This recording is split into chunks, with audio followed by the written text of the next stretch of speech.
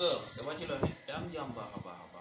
naka seen koñ foofu noonu mais après bëgg naa jaar sa gaale bëgg naa faa jaar sa gaale de mais dama lan na mu trop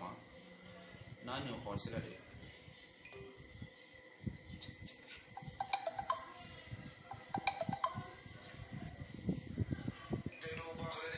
téléphone bi faaw yor ko tey man maa ko yor man papa maa ko yor tey moom doo baax de dégg nga bëgg taat trop dégg nga bëgg taat nii wee.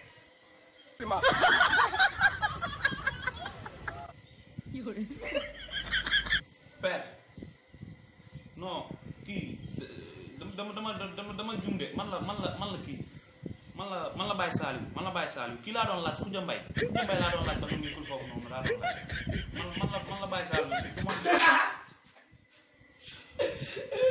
yëpp Khoudia Mbaye ka soxla wala faama tey jii doo baax le ngay bëgg tànn leen booy du ma sa booy dégg li ma la wax xoolal booy man du ma sa morom du ma sa morom boo ma bëgg taat man maay sa morom. tey jii daal booy dégal seen fii bu dee faama dong doo am tànn waa dégal seen fii rek man du ma sa morom tànn tey jii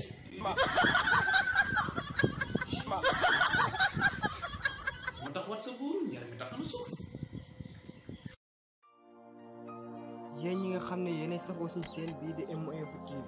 gaaw leen gaaw ngeen abonné te ngeen bësaale cloche de notification pour vidéo buñ dugal leen ngeen mën koo am MO Info TV yéen a ko tax a jóg yéen la fi nekk kon abonné gaaw nga bës cloche de notification pour vidéo bu ñëw nga mën koo am.